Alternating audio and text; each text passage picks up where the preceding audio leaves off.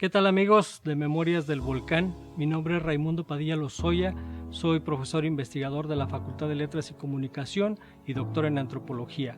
Y el día de hoy les voy a platicar acerca del huracán del 27 de octubre de 1959. Bien, pues muchas gracias por invitarme a platicar con todos ustedes el día de hoy. Hace 61 años ocurrió en el estado de Colima y en la región uno de los peores desastres que se han registrado en la historia del occidente de México. Ese día ingresó en las costas colimenses un huracán que se había formado desde días atrás. Desde el día 24 lo estuvieron registrando frente a las costas de Oaxaca y fue subiendo paralelo a las costas del Pacífico, y cuando se encontraba frente a la costa colimense por la noche del 27 de octubre, martes 27 de octubre, giró y se internó sobre Manzanillo. Su ojo pasó exactamente sobre Manzanillo. Hay una carta resguardada en el archivo histórico del municipio de Manzanillo de don Luis García Castillo, quien escribió a su madre contándole lo que había ocurrido.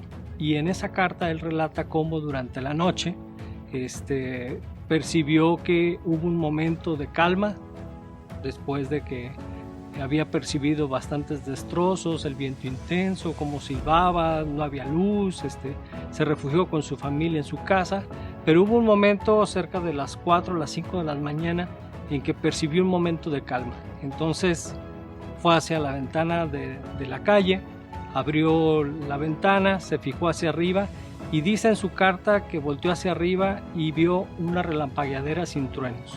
No es que no hubiera truenos, lo que pasa es que los vientos de algunos huracanes tan intensos se llevan el sonido y entonces pareciera que no hay truenos con los relámpagos y las descargas eléctricas. Esto nos hace saber a través de esta carta que el ojo del huracán pasó exactamente sobre Manzanillo.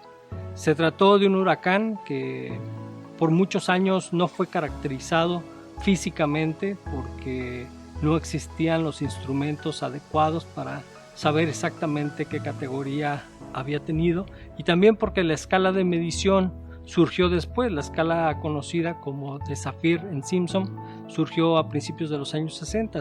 Entonces hasta tiempo después se le logró caracterizar como un huracán categoría 5 primero, que se había vuelto categoría 5 dentro de tierra, lo cual pues es anormal, anómalo y equívoco también ese dato. Pero hace 5 años, en el año 2015, se presentó aquí en Colima el huracán Patricia, que fue considerado como un huracán de una magnitud impresionante, con vientos muy intensos superiores a 300 kilómetros por hora, caracterizado como un huracán categoría 5 plus, o sea, muy por arriba de la máxima categoría en la velocidad de los vientos y su presión barométrica y su precipitación. Sin embargo, aunque no causó los destrozos del huracán de 1959, sí sirvió como un comparativo para saber qué fue lo que sucedió en 1959. Entonces, cuando hicieron estudios en el National Hurricane Center para comparar estos dos sistemas, se dieron cuenta de que el huracán de 1959, por sus impactos, por los daños que produjo, porque volteó barcos, porque estrelló los demás, hundió otros tantos, generó deslizamientos en los cerros, en las laderas, produjo inundación en todo el estado de Colima. Debido a esa suma de elementos, se le consideró como un huracán categoría 4. Ese es un dato interesante para todos. Afortunadamente, en el estado de Colima la recurrencia de sistemas tan grandes pues es muy esporádica. Se habla de que ocurre un huracán categoría 4 o categoría 5 aproximadamente cada 50 o 70 años. Entonces, para fortuna de nosotros, pues podemos esperar tiempo en el que no se presente un huracán tan grande. Sin embargo, pues todos sabemos que tratándose de la naturaleza no podemos confiarnos en nada, porque todos los pronósticos que uno pueda hacer pueden resultar risibles. Este es, digamos, el contexto físico en el que se presenta el huracán. ¿Qué ocurría en el estado de Colima? En el estado de Colima, en 1959, se había inundado prácticamente todo el estado. Hay precipitaciones de 300 milímetros máxima en 24 horas. ¿Qué significa esto? Pues que llovió 3 metros en lo que es un espacio de 1 metro cuadrado. Entonces eso es una precipitación bárbara, es rarísimo que se presente. Prácticamente desde entonces no se ha presentado otra precipitación similar. Entonces, al momento en que se produjeron estos daños, pues se afectaron todos los sistemas administrativos y todas las dependencias y todos los recursos que se tenían disponibles para otro tipo de actividades, pues tuvieron que ser canalizados para ayudar a la población. Hay, como en muchos de los desastres, pues personajes que destacan por su labor altruista ante el pueblo, por la ayuda, por su generosidad. Muchos de ellos pues son nombres desconocidos, ¿no? No quisiera mencionar uno en particular para no excluir a los demás, pero en estos acontecimientos, como ocurrió en 1959, buena parte de la memoria del desastre está registrada a través de fotografías, a través de documentos del archivo, a través de fuentes hemerográficas, y a través de esa información es que los historiadores conocemos qué fue lo que sucedió. Puede ser una interpretación parcial del acontecimiento, puesto que no estuvimos ahí, pero las evidencias nos permiten identificar personajes clave que estuvieron aquí en el estado de Colima.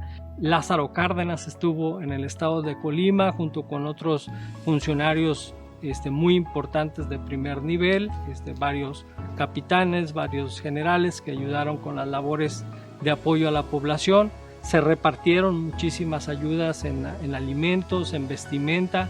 Había filas enormes de personas muy pobres para recibir este tipo de ayudas en Manzanillo, ahí junto al muelle. En el muelle se podían ver los barcos golpeados, ladeados. En las carreteras los postes de luz, los postes de telégrafo estaban colapsados en su mayoría. En muchos de los palmares del estado de Colima, todas las palmas fueron tiradas, estaban por el suelo y estaban totalmente recostadas, como si hubiera pasado una regla y las hubiera tirado cada una. En los cauces de los ríos, las viviendas que se encontraban ahí pues fueron totalmente asolvadas, fueron demolidas en muchos casos. En Manzanillo hay fotografías de viviendas que fueron colapsadas en la orilla de la playa, porque un huracán con estas características genera un efecto de marea de tormenta que es muy importante y que avanza desde la franja costera hasta 100-150 metros de distancia. Entonces todo lo que se encuentra en ese proceso pues lo empieza a deslavar, empieza a recorrer toda la arena y por lo tanto colapsan los edificios. Hay otros temas que se pueden analizar de este acontecimiento, y es que los huracanes pues no son una manifestación aislada, sino todo lo contrario. Los huracanes son una amenaza natural que se presenta con mucha frecuencia en el estado de Colima.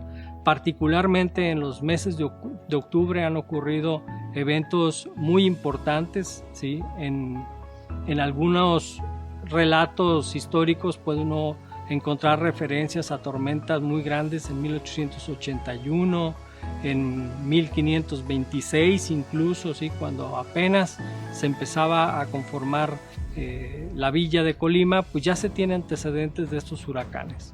Pero particularmente el huracán de 1959 es un referente a nivel nacional del poder que pueden tener estas tormentas, y que si la sociedad no está preparada, no cuenta con las capacidades adecuadas para prevenir sus impactos, puede ocurrir un desastre.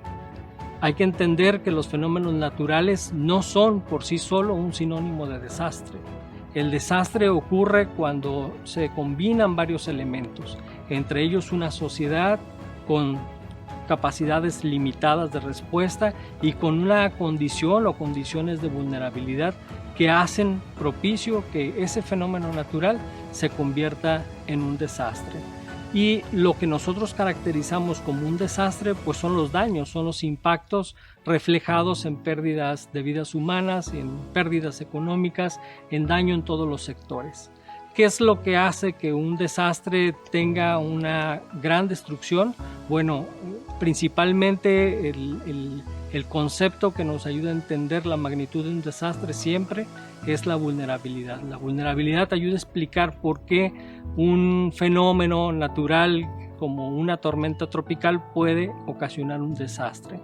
Hay una serie de elementos ahí físicos, sociales, de asentamiento, de tipo de construcciones, de pérdida de la memoria o de olvido voluntario en zonas que tradicional o que históricamente se inundan, y sin embargo se asienta la gente en estos lugares por diversas razones, ¿no? Por necesidad, por ignorancia, porque ahí le facilitaron el asentamiento a las autoridades. Entonces, lo interesante de este asunto es que el desastre de 1959, como todos los desastres que han ocurrido de manera frecuente en el estado de Colima, pueden ser explicados a través del análisis de los elementos que los constituyen, y esos elementos son principalmente sociales, ¿sí? ¿Qué tanto estaba preparada la sociedad? ¿Qué tan rápido se dio el aviso para que las autoridades tomaran las medidas adecuadas? ¿Qué tan organizada estaba la sociedad en el momento en que se presenta el huracán? Y también estos desastres nos muestran la otra cara, es decir, qué sucede cuando no está preparada la población, cuando no cuentan con la capacidad organizativa, cuando las autoridades ignoran lo que puede suceder. Lo hemos dicho en varias ocasiones, ignorar el pasado nos hace vulnerables. Por eso es importante que conozcamos cuántos desastres y qué consecuencias han tenido cada uno de ellos en el estado de Colima.